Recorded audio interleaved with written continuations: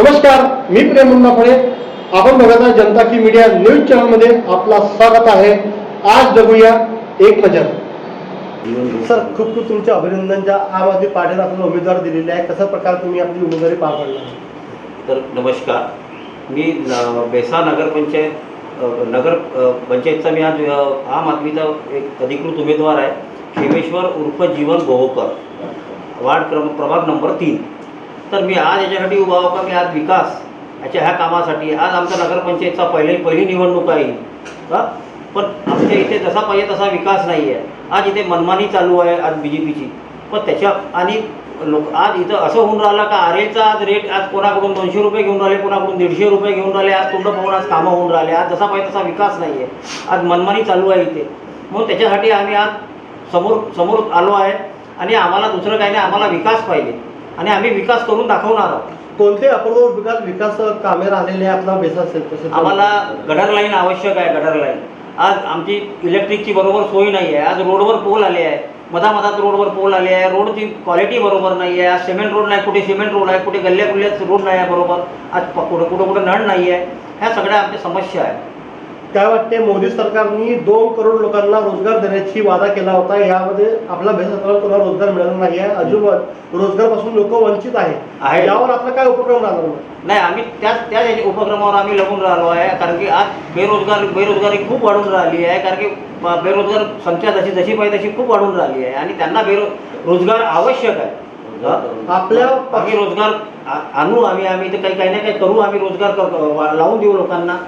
महिलांसाठी शक्तीकरणाच्या उपक्रम राबवण्यात आला होता, तरी महिलांवर अन्याय अत्याचार होत आहे. आपण महिलांसाठी कोणताही उपक्रम राबवण्यात येणार आहे? महिला सशक्तीकरण आम्ही करणार आहोत आणि आम्ही महिलांसाठी खूप समोर आम्ही लढून राहिलो. आम्ही आज महिलांसाठी इथं खूप आज बिअर शॉप आज गल्ल्या घेऊन फिरून राहिले आणि आज लोक खूप त्रास देतात महिलांना. त्याच्यासाठी आम्ही त्याच्या बचत गटाच्या माध्यमातून आम्ही रोजगार देऊ लोकांना, बायांना. एक शेवटचा एक प्रश्न आहे की आपले आम आदमी पार्टी सक्रिय होती, पण आता काही कोणत्याच कारणावरून ते सक्रिय झाले नाही आणि तुम्ही आज उमेदवार लढत आहे. तुमच्या अगेन्स्टमध्ये BJP, काँग्रेस, अजून मोठ्या पार्ट्या तुमच्या अगेन्स्टमध्ये आहे. कशा प्रकारे यांना मात देणार तुम्ही? आम्ही कशा प्रकारे मात देणार म्हणजे आमचं कार्य पाहून पब्लिक आमच्या मागे आहे.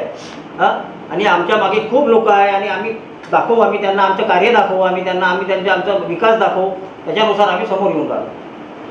मला निवडून द्या आणि माझा विकास पहा. माझ्या पाठीशी राहा. तुमचा हक्काचा माणूस आहे मी आणि स्थायिक माणूस आहे. महत्त्वाचा 1 नंबर बटनवर माझं बटन आलं आहे. माझं बटन दाबून झाडूवर शिक्का मारून मला निवडून द्या बहुमताने. आणि मेरा नाम राजेश कुमार पटेल, मैं वार्ड नंबर 4 से उम्मीदवार हूँ आम आदमी पार्टी की तरफ से. आज आम आदमी पार्टी की महत्वता ऐसी है कि हमारे बेसा पिपला नगर पंचायत में इतने सारे रोड बन रहे हैं और वहाँ पार्शलिटी किया जाता है, भेदभाव किया जा रहा है. कहीं रोड बन रहे हैं, कहीं रोड नहीं बन रहे हैं. दूसरी बात, बेसा चौक, इतना बड़ा बेसा चौक होने के बाद में भी रास्ते इतने खराब है, इतने खड्डे हैं कि आम आदमी पब्लिक चल नहीं सकती. तीसरी बात, पीछे नगर पंचायत के स्कूल है, नगर परिषद का, इतनी दयनीय हालत में है कि कोई बच्चे जाने को तैयार नहीं पढ़ने की. चौथी बात, एक इतना बड़ा नगर पंचायत होने के बाद में एक बेसिक जो सुविधा कही जाती है कि एक सरकारी अस्पताल होना चाहिए यहाँ पे. आम पब्लिक को आज की डेट में दौड़ के मेडिकल चौक जाना पड़ता है, मेडिकल हॉस्पिटल, बट वहाँ पे भी बहुत लाइनें लगी रहती है. सरकार या विपक्षी पार्टी किसी ने भी इस मुद्दे पर ध्यान नहीं दिया गया कि भाई हमारे एक बेसा पंचायत के ऑफिस में या इधर आसपास के एरिया में एक सरकारी अस्पताल बनाया. मैं सभी लोगों से निवेदन करता हूँ कि हमें और हमारे जीवन भाव को भारी मतों से जिताकर आगे लाइए. हम पूरी उम्मीद करेंगे, पूरी कोशिश करेंगे कि हमारे जो मैनिफेस्टो है जिसमें हमने सड़क, स्कूल, शिक्षा और बेहतर सेहत सुविधा, हेल्थ के लिए हम काम करेंगे. धन्यवाद.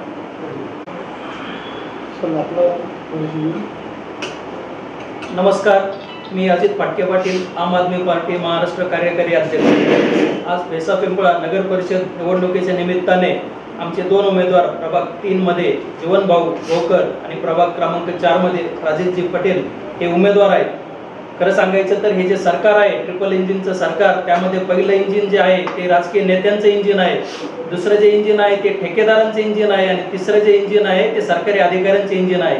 या इंजिनांमध्ये सर्वसामान्य लोकांसाठी डबे नाही, अशा पद्धतीने हे सरकार काम करतंय. म्हणजे फक्त 3 इंजिन नेत्यांचं, ठेकेदारांचं आणि अधिकाऱ्यांचं पळत आहे. यामध्ये सर्वसामान्यांच्या प्रश्नावर आवाज उठवणार कोण, त्यांच्यासाठी काम कोण करणार, आणि त्याविरुद्ध आम आदमी पार्टी जोरदारपणे लढत आहे. येणाऱ्या निवडणुकीमध्ये सर्वसामान्य लोकांच्या प्रश्नांवर झटणारे, त्यांच्यासाठी भांडणारे आणि त्यांच्यासाठी काम करणारे सर्वसामान्यांचे प्रतिनिधी म्हणून आम आदमी पार्टीचे आमचे माणसं काम करतील. माझी सर्व भेसा पिंपळा नगर परिषदेतील या नागरिकांना हात जोडून विनंती आहे की हे 2 शिलेदार आमचे तुम्ही फक्त भेसा पिंपळा नगर परिषदेमध्ये पाठवा. ठेकेदारांसाठी काम न करता सर्वसामान्यांसाठी काम करणारं, जसं सौरभ भाऊंनी सांगितलं, स्थानिक प्रश्नांचा वापर त्यांनी केला, यासाठी म्हणून काम करणारे हे आमचे 2 शिलेदार त्या ठिकाणी पूर्ण रान उठवतील आणि सर्वसामान्य नागरिकांसाठी नगर परिषद कशी काम करतील याचे ते रात्रंदिवस काळजी घेतील, हे आश्वासन मी आम आदमी पार्टीच्या वतीने तुम्हाला देतो. पुन्हा एकदा विनंती करतो की आमचे दोन्ही शिलेदार तुम्ही मोठ्या बहुमताने या नगर परिषदेमध्ये पाठवा. धन्यवाद.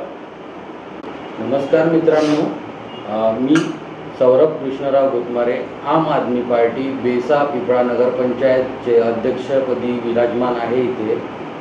इथे आमच्याकडून 2 कॅन्डिडेट वार्ड नंबर 3 आणि वार्ड नंबर 4चे कॅन्डिडेट आम्ही उतरवलेले आहे.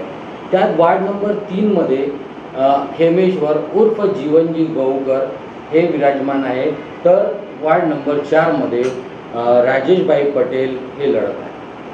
तर यंदा आम्ही पहिल्यांदाच हे आम आदमी पार्टी बेसा पिंपळा नगरपंचायतमध्ये लढते आहे. त्यात आम्ही काही स्थानिक मुद्द्यावर लढतो आहे. स्थानिक मुद्द्यामध्ये पहिला मुद्दा म्हणजे असा की आमच्या बेसाजवळ एक सुंदर घाट असं बनवत असताना त्याच मागे एक डम्पिंग यार्ड बनलेला आहे. त्या डम्पिंग यार्डचा एवढा दुर्गंध आहे की आमच्या प्रभागातले प्रभाग क्रमांक 3मधले अनेक लोक याची कंप्लेंट घेऊन जातात आणि कंप्लेंट केले असतानाही तो डम्पिंग यार्ड तिथून स्थलांतर झालेला नाही. तरीसुद्धा माझी अशी विशेष त्यांना विनंती राहील आणि यानंतर आम्ही जे काम करू त्याला स्थलांतर करण्याचं काम हे पहिले करणार. त्यानंतर इथे बरेच जागी ओम साई नगरीमध्ये एक वाईन शॉप, त्या वाईन शॉपची एवढी गर्दी असतात, बिअर शॉपची एवढी गर्दी राहते, त्या गर्दीमुळे तिथे स्थानिक लोकांची ही पण एक समस्या आहे की तिथे भरपूर प्रकारचे अवैध कामं होतात. त्या रस्त्यावर जाताना लोकांना खूप प्रॉब्लेम, महिलांना सुरक्षितता वाटत नाही. तरी आम्ही ते पण काम करू, हे स्थानिक मुद्दे आहे.